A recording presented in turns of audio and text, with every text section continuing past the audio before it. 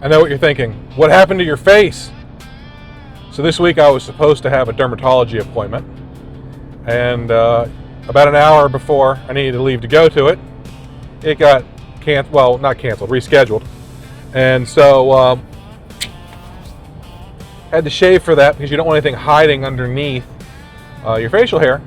And so I've got this little bit left, and when I have to go in a couple weeks and get the rest of it looked at, I'll be able to grow my beard back after that if I choose to. But it's kind of funny because this is actually what my 20s and 30s me looked like originally, because it was a little splotchy growing in, and then it just kind of became my go-to look. I had less chins back then. And then during the shutdown, lockdown, COVID time, like many other people, I just stopped shaving. Just something I used to do in November and December, and it just became kind of my look. And for no other reason than it just is what I did. The last 6-7 years, I've been, oh no, I said that. I've been bearded. So, yep, no beard.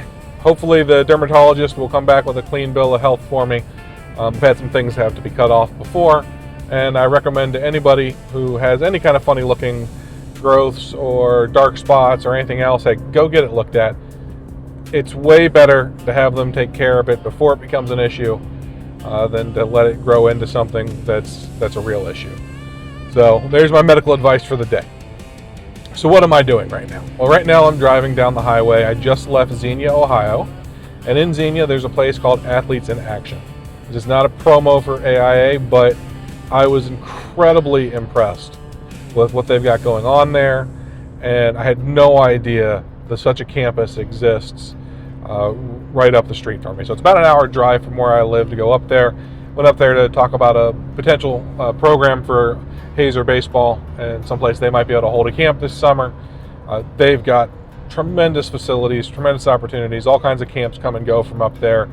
And what it reminded me, and we got to talking about some of the programs they run, and the program that my son is doing down in Knoxville, and you start to realize that there is so much more out there than we realize. There are places we've never heard of, there are programs we've never heard of, there's opportunities that you don't know exist, despite the fact that at no time in history have we had more access to information than we do right now.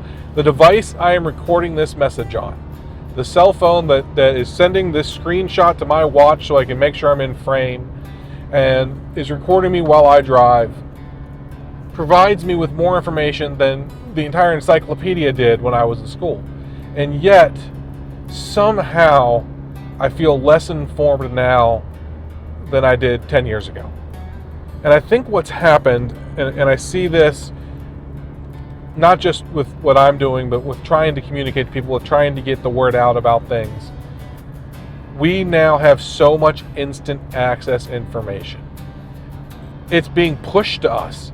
The targeted advertising, the social media that we actively search out, but that also actively seeks us out, dominates so much of the information that we have, that if it's not part of that algorithm, if it's not being pulled directly into our small circle that we feel like is huge, but is actually very small and tight, if it's not being pulled into that, we don't go looking for it the way we used to, because so much of it is so readily available in our hands that the big wide world that we're all interconnected to so much easier now because of that device. We don't go looking into it. We don't go searching anymore. We're not diving deep trying to find things. I can remember going to AAA and getting these books printed that were page by page, turn by turn directions that predated the convenience of the mapping software that are on our phones. And they would have advertisements in them for places that we might want to go to while we're where we are. When you stayed at a hotel, they had all of these folders up against the wall, these trifold things. They still do this to some extent, full of advertisements for places that you could go while you're visiting. And a lot of that has been replaced by our phones.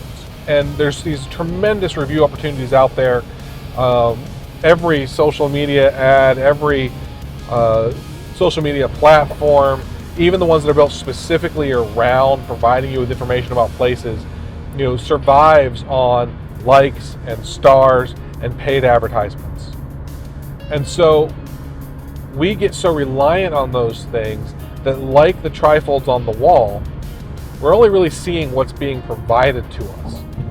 And it's being sent to us and targeted to us, so it really narrows our vision down. And so instead of getting out the phone book and flipping through it and scrolling through business names and seeing everything that's listed in there, and don't get me wrong, phone books had advertising too. You got a much bigger block and you paid for it than just having that line item. But now that phone book is digital and it is coming to us. It is attacking us. It is showing up in our inbox. It is popping up on our screen, and we are scrolling past it, scrolling to it as we go through our feeds. And it's providing us with so much more information than we ever had, but it's also narrowing our desire to go out and learn things and to talk to people about things. You no longer feel the need to go talk to the school counselor about college opportunities because you have all the college opportunities at your fingertips. They're even at our high school providing the kids with these digital tools to help them find more of the leads that are out there, more of the college opportunities that are out there for them, instead of relying on books full of contact information and talking to our counselors, and having face-to-face conversations. There are kids who are going to college now who they only ever saw the campus virtually. And that was always an issue before. Sometimes you were showing up blind, having never seen the campus. But it's amazing how much more information we can get, but how much less information we choose to go out and look for. And so it all circles back to, I knew Athletes in Action was there. I've actually been on campus there before, only to the baseball field to watch high school baseball. So I came in, I parked, I watched the game, and I left, and I never explored what was around me. I never took the time to look into it, because if I cared, I could just look it up. But that was self-limiting, because that information proved to be valuable, and I wish I'd had it before I drove up there today. Not that going up there today wasn't valuable. It was hugely valuable. Met great people, learned all about the program, got to see the basketball courts and the baseball fields and the soccer fields, and the softball field is amazing, the baseball field is amazing. I already knew all that. And what I had no idea about was how amazing the basketball courts were. And what I never would have known had I not reached out to them is that they have dormitories. They have a cafeteria. They have classrooms. There's a high school campus on site. It's not their high school, but it's on site and it uses their facilities. There's so much there. It's so much more than some faith-based organization. And yet, I was on campus years ago and never took the time to explore the surroundings of where I was. So I never knew how great that was or what opportunities it might have for my kids and for the kids that I work with and what it might mean for you. And the truth is that that's the way we treat everything. Where are we going out for dinner? We look and see who's got a 5-star review close by and we go, or we just go to the same place we've always gone. But there's a million mom and pop shops out there that if you make a concerted effort to go out and see, you can really expand your experiences. There are colleges out there that you've never heard of that, Wilberforce is a HBCU school near where I am right now with an amazing coach. But there's hundreds of kids at that campus, not thousands. No one's heard of them. And yet, if you go play baseball for them, you're going to get an amazing coaching experience because a great guy runs that program. And you just have to hear about it, to know about it, to send your tape to them. Send your video clips to them via socials to get recruited and to end up there. And if you want to be a student there, the student experience is much better than what you would expect from a student body of hundreds, not thousands. And yet, you'd have to somehow know that. You have to know that that exists. And I know that exists through the Reds Urban Youth Academy program. But most people have no idea that that school has ever been there, and yet it has a very long history, a huge history. And you have to expand your knowledge base to see that. So whether you're talking about getting to know more people at work so that you know the decision makers when it comes time for a decision to be made about something important to you, or it comes to getting to know teachers, because you never know who you're going to pass in the hallway, who's going to have an influence on your future. Getting to know the restaurants and the businesses in your community and beyond. The idea of a staycation sounds like this silly hipster thing, but have you actually experienced your community through the eyes of a vacationer? Have you gone to your museums? The city of Cincinnati has a thing called the Science Museum, and you've probably never heard of it, and it is an amazing experience. The Science Museum has all of these old signs that have been taken down. They've got historic signs, and you don't realize how much that plays a role in your life. But you've been looking at the mainliner sign for the local Frisch's since you were a child, and now it's in that location. You've been looking at this ice cream brand sign since you were little, or maybe it predates you, and you never really thought about the difference between neon and light bulbs and painted walls, but you've experienced those your whole life. And when you go to this museum, you suddenly enter this world, this time machine almost, where you can walk around and experience signs from the 30s, the 40s, the 50s, the 70s, the 80s, the 90s, and how mass advertising has changed. And that's what these things are. They're not social media ads being pushed to your phone. Because before that existed, restaurants relied on this giant sign on the side of the road to attract you to come there. And it was an important part of your daily life to see these signs and experience the possibilities of what was in your world. And so if you've never thought of Cincinnati and looked at it through the eyes of a tourist, you've probably never gone to the site. You probably don't know that there's a modern art museum. You probably know about the train station that's been converted to a historical museum, and the great programs that have come through there, and the dinosaur bones that have been there since, well, forever. But did you know there was a great park with an art museum and a opportunity for you to experience these other things in your local community? And Cincinnati's not the only place like that. If you go to Wilmington, North Carolina as a tourist, sure, you're going to go to the beach, but there's a river, and there's a river walk, and there's these downtown restaurants, and there's this Museum of the Strange, and there's art museums and a great art co-ops and a very strong community base that tourists, when they look into what they're going to do that day, find out about and they go to. They visit Waterline Brewery and they see all these different things. But if you're a local, you're probably just going down the street to the same place you've always gone.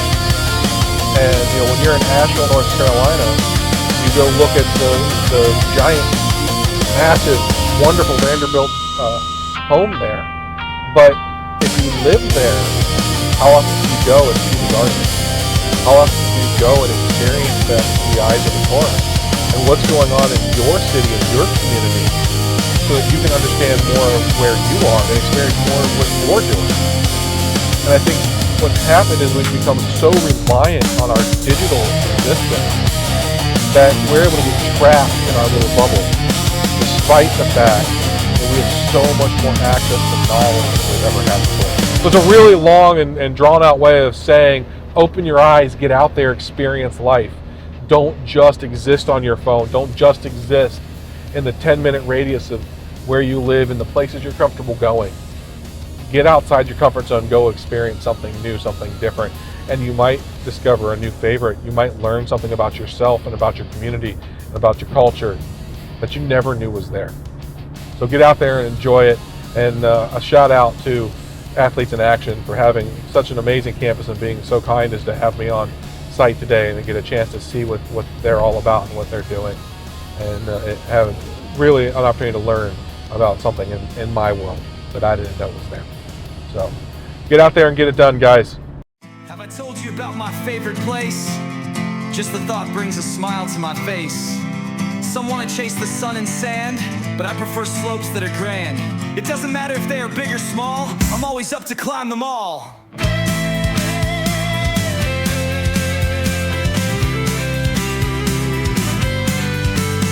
I stand here on the edge of town, the city fades from sight. Just me and those majestic mountains bathed in evening light. The valley just a hint of the breathtaking display.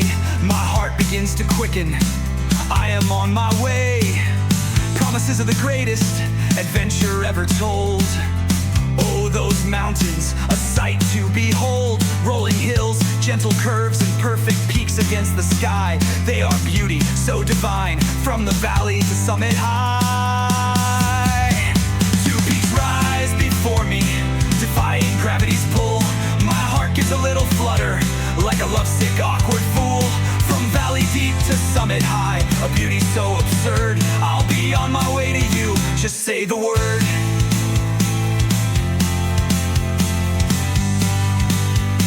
The air is crisp and clean up here, a world away from stress. The subtle scent of wildflowers, a pure and sweet caress. I trace the lines of rolling hills where shadows softly play. Each curve and rise a testament, the world fades away. Some folks chase the ocean, some love the desert's gleam.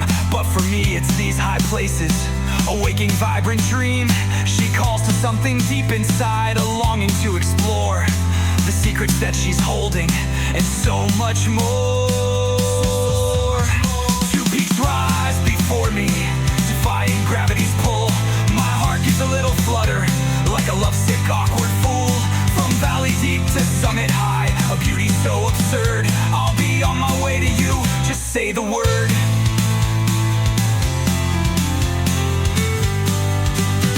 The foothills rise so softly, a gentle sloping start, leading to the majesty that captivates my heart. I trace the lines with eager eyes, imagining the climb, to reach the heights of wonder, transcending space and time. Two peaks rise before me, defying gravity's pull. My heart gets a little flutter, like a lovesick, awkward fool. From valley deep to summit high, a beauty so absurd. I'll be on my way to you, just say the word. Just say the word. As the sun descends low, painting the sky with fire, my thoughts return to mountains, my one and true desire. Those peaks, they're my treasure, a vision in my soul. The landscape I adore, making me whole. Show me the mountains,